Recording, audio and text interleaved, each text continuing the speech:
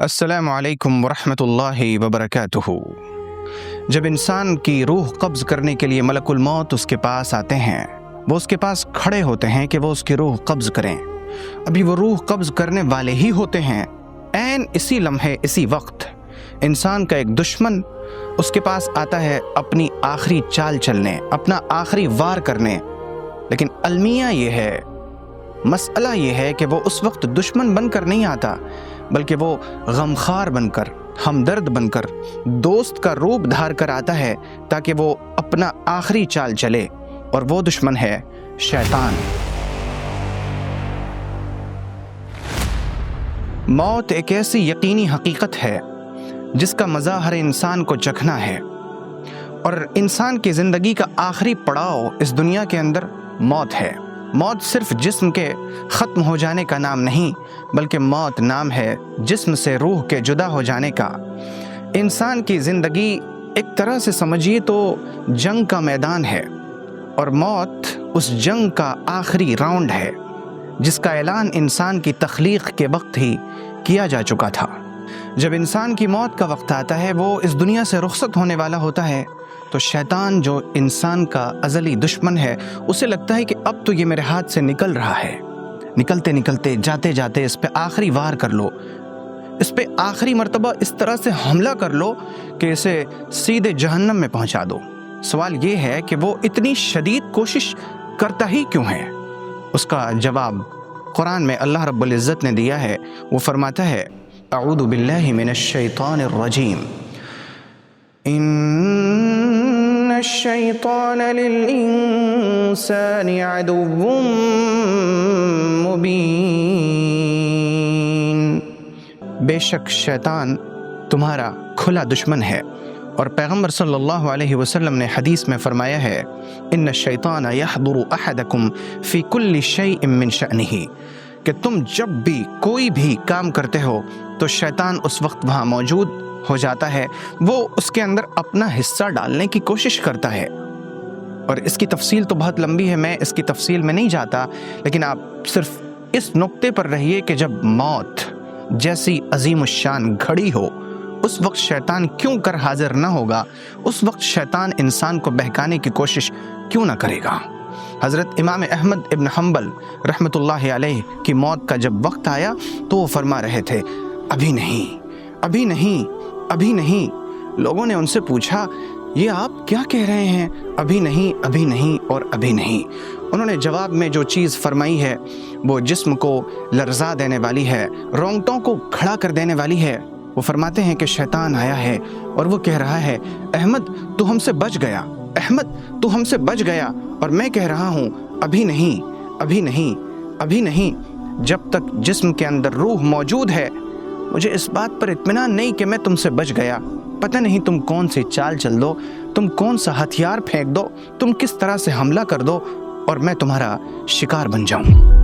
یہی وجہ تو ہے کہ پیغمبر صلی اللہ علیہ وسلم دعا مانگا کرتے تھے، اللہم انی اعوذ بک من ان یتخبطنی الشیطان عند الموت۔ اے اللہ، میں آپ کی پناہ میں آتا ہوں اس بات سے کہ شیطان مجھ کو موت کے وقت خبتی بنا دے، شیطان میرے دماغ کو معوف کر دے، میں سوچنے سمجھنے کی صلاحیت سے محروم ہو جاؤں۔ میں اس بات سے آپ کی پناہ چاہتا ہوں۔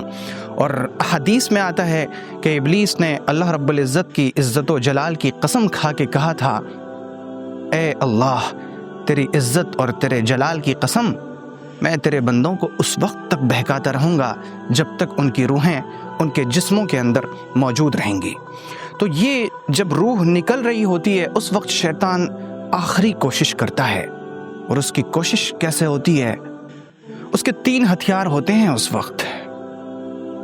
پہلا ہتھیار، سب سے پہلا طریقہ جس سے انسان کو وہ بہکانے کی کوشش کرتا ہے، مایوس کرنا۔ وہ اسے مایوس کرتا ہے، وہ کہتا ہے تمہارے گناہ بہت زیادہ ہیں، تمہاری مغفرت نہیں ہو سکتی۔ اور جیسے ہی انسان اس بات کا ادراک کرتا ہے کہ ہاں میرے گناہ تو بہت زیادہ ہیں، وہ تو معاف ہو ہی نہیں سکتے، اللہ تعالیٰ مجھے جنت دے ہی نہیں سکتا، تو وہ اس کی رحمت سے مایوس ہونے لگتا ہے۔ اور آپ کو پتہ ہے کہ جو شخص اللہ کی رحمت سے مایوس ہوتا ہے وہ تو اللہ کا ناشکرہ ہے۔ وَمَن يَقْنَطُ مِن رَحْمَةِ رَبِّهِ إِلَّا الضَّالُّونَ۔ پہلی کوشش۔ दूसरी कोशिश होती है कि वो इंसान के दिल के अंदर दुनिया की मोहब्बत को डालने की कोशिश करता है।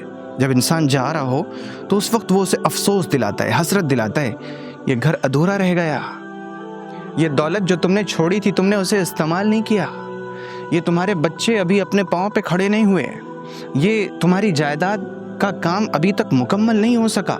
और इंसान इन सब चीज़ों की वजह से भागकर अल्लाह की तरफ से हट जाता है और उसका दिल दुनिया की मोहब्बत में पैबस्त होने लगता है और इसी हालत में उसकी रूह परवाज़ कर जाती है।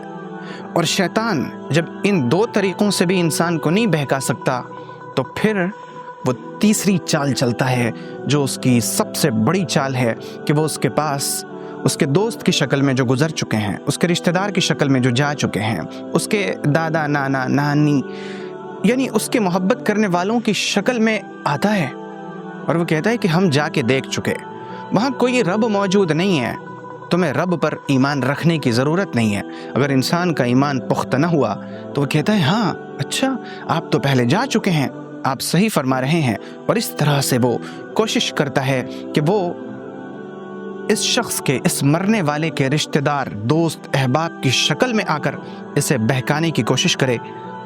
आप ज़रा सोचिए कि ये किस कदर मुश्किल भरा लम्हा है जब आपकी रूह आपके जिस्म से निकल रही हो, एक तरफ मलकुल मौत हो और दूसरी तरफ शैतान इब्लीस अपनी आखिरी चाल चल रहा हो और आप इस जंग के बीच हों, इस मार्के के बीच हों, आप कैसे बचेंगे? हाँ, सवाल तो है और सवाल ही नहीं, बहुत अहम सवाल है कि ज़िंदगी के इस सबसे बड़े फितने से हम कैसे बचेंगे, इसकी तैयारी कैसे हो? इसके लिए कोई तावीज़, कोई आयत, कोई तस्बीह, कोई वजीफ़ा है? कोई एक आयत, कोई एक तस्बीह, कोई एक वजीफ़ा आपको काम नहीं देगा। आपको काम देगा पूरी ज़िंदगी का अमल, पूरी ज़िंदगी की तैयारी। आप तैयारी करते रहें इस लम्हे की। पैगम्बर सल्लल्लाहु अलैहि वसल्लम ने फरमाया, मन अहब्ब लिक़ा अल्लाह अहब्ब अल्लाहु लिक़ाअह। जो अल्लाह की मुलाकात को पसंद करता है, खुदाबंद उसकी मुलाकात को पसंद करता है। अगर आप अल्लाह रब्बुल इज़्ज़त से मिलने की तैयारी कर रहे हैं तो आप यकीन जानिए उस वक्त जब इब्लीस आएगा तो फरिश्ते आपके पास आएंगे और आपको वो दिलासा देंगे, तसल्ली देंगे और आप फरिश्तों की महफिलों को देखते हुए इस दुनिया से ऐसे रुखसत होंगे कि वो आपको बशारतें सुना रहे होंगे। लेकिन इसके लिए पूरी ज़िंदगी की तैयारी की ज़रूरत है।